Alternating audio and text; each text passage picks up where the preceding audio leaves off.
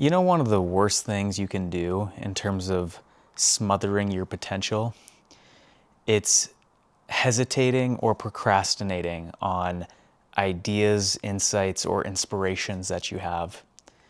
Hesitation kills inspiration.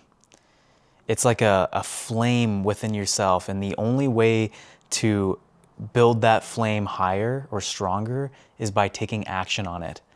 And a lot of times we don't take action because we're scared, we overthink things, we want to try and perfect the idea, or doubt just holds us back altogether, you know?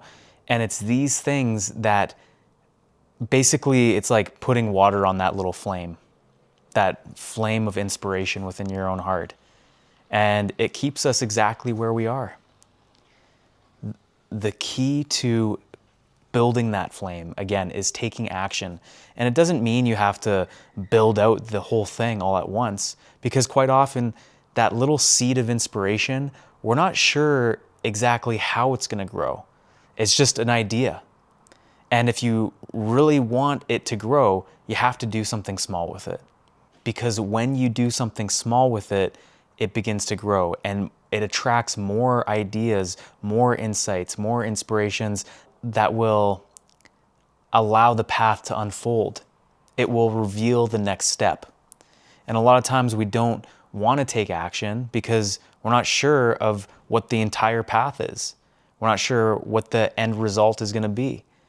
But we don't need to know the how. I did another video on this. Needing to know the how usually is what keeps us exactly where we are, because we try to figure it all out ahead of time. But our logical mind doesn't have the capability to have that complex understanding of how everything is going to work out.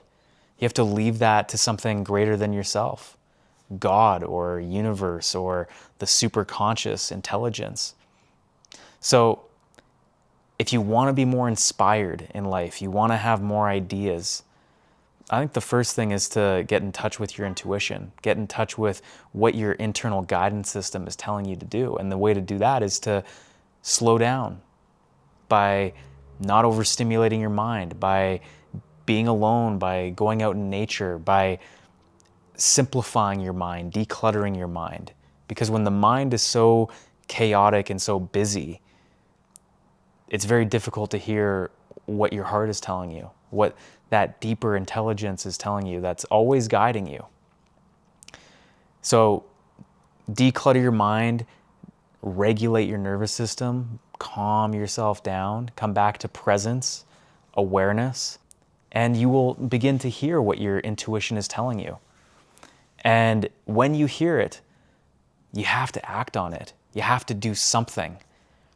Because when you start to take those steps, you start to tell God or universe or whatever you want to call it, you start to tell that you are ready to move into this path that is your most authentic self, your most authentic life, the highest expression of yourself. Because that's what your intuition is always guiding you to do. And you will gain more insights, you'll gain more inspirations, and opportunities outside of you will begin to present themselves. You'll start to see synchronicities, coincidences that aren't coincidences. It's God telling you that you're on the right path and to keep going. But so often we don't even get that far because we're so used to living from our fear-based mind and what everyone else is doing and trying to fit in. And in doing that, it's very difficult to live our own unique potential, our own unique path, because you weren't put here to fit into the crowd. You were here to live your own unique path and see what that is. Live your lessons, experience life through your own unique lens, if you will. So, if you have an insight, if you have an inspiration, take action on it. It might be the best thing you ever do in your life. And you never know where that road will lead you. It might be better than anything you could ever imagine, than your own brain could depict for yourself. But you'll never know if you allow the fear, the doubt, the overthinking to hold you back. You'll stay exactly where you are. So take action, do something small, and get in touch with yourself. I'll see you in the next video.